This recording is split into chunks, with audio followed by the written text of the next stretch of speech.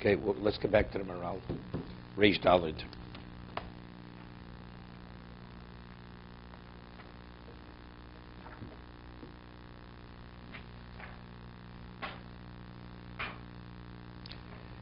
He was speaking about the whole idea of choros al luchos.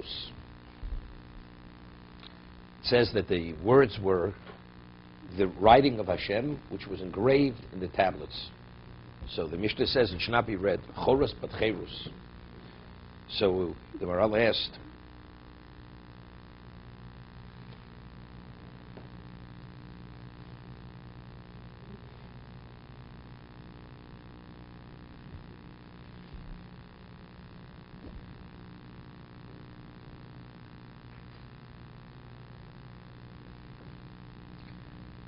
what does that have to do? It says the writing was the writing of God, which was engraved on the luchos.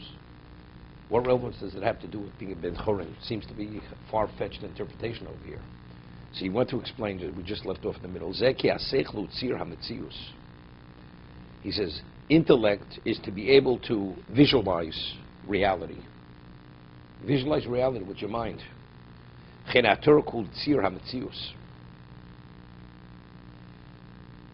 What is the understanding of existence? What is the value? Why does if everything that Hashem created was for the sake of Torah, right? Why does a kosher species have a hide? Why did Hashem create a kosher species with a hide? Do you know why? Because the tefillin and the Sefer Torah only are kosher if it's made with a kosher hide. That's the reason. Otherwise, what's the point of having a hide? So everything that exists within existence, you have an understanding, it has its value only because it has relevance to the Torah itself. So to give you an understanding of value within existence, physical existence, what gives you that understanding of its value? That's Torah. Right? You know, footballs are made of pigskin. It's more durable, not a kosher species. What? It's a hide. It's a non-kosher hide. So, what about if you make tefillin with a non-kosher hide? It's not kosher, because that's what the Torah says. A non-kosher hide doesn't work, right? It doesn't work. So you have to have all the examples at the time so that You discern your choice. Yes, this, yes, that, not. Good, good. Yeah, but it's not. But it's not for that. But that's not its primary purpose. That's an ancillary purpose, right? But again, everything has its value. The Gemara says, I once mentioned the Malbim, Rabbi Yochanan says that you should sell all your possessions and buy yourself a pair of shoes. So what does it mean? Because you're an uncivilized, you're a native if you walk around barefoot. What is Rabbi Yochanan saying? That even if you have to sell all your possessions, buy shoes, that's how vital it is to wear shoes. Right? Ernie just walked in a podiatrist. You gotta have to wear shoes. Okay? What's it about? So the Maharal, so the Malbim explains before, what's chalitza? Chalitza is the surviving widow. She removes the shoe from the surviving brother, and she spits in his presence, says this man does not want to perpetuate the name of his deceased brother. So the Maharal says, what does leather symbolize? It symbolizes the animal. So if you step on the hide, what does that say? Where do you have? No. You dominate the animal. You dominate. That you transcend the animals. It's not a human being's an intellectual animal. You're not an intellectual animal. You're a godly person, and the world was given to you to dominate, to utilize for your purpose. That's the symbolism of shoes. That's why shoes are made of leather. To communicate this message loud and clear. The world is for man. It's not the animal and the man are equal. Where do you have a right to eat meat or whatever else it may be?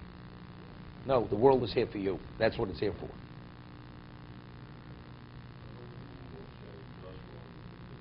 It's good.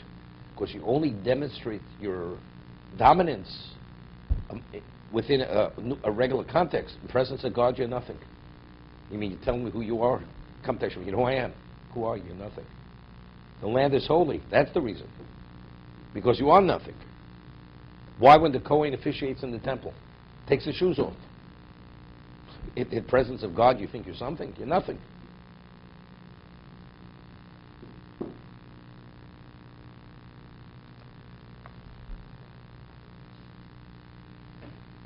What's told over the story? Gemara says in Psochim, you know, Yanai, he was a Hellen. He became a heretic. He was Hellenized, and he had an argument with his wife. Disagreement. What's a better quality animal, a sheep or a goat? So they said, you know, we'll call the Kohen Gadol, high priest. He's the expert in animals, different kosher species. He deals with them. We'll ask him what his opinion is. This Kohen Gadol was also one of those type of people, and he was so finicky. When the Kohen sprinkles blood, the blood's supposed to touch his finger. He wore white gloves because he didn't want to soil his fingers with the blood. This is the Kohen Gadol he was. We have those kinds of rabbis today. You know, they sit in pulpits, whatever it is, in their ivory towers, in their ivory mausoleums. That's where they sit, these people. So this Kohen Gadol, he didn't want to soil his fingers with the blood, so he used to wear gloves. So what happens?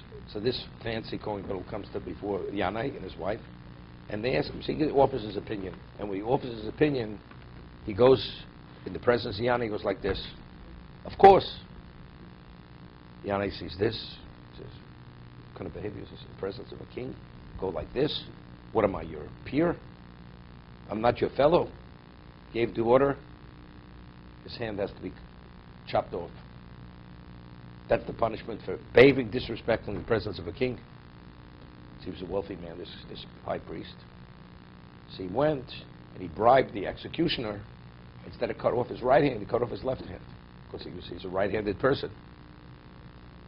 The word gets back to Yanai that the man paid off, so he had his right hand. See, not only did he lose his left hand, his arm, he lost left. Okay?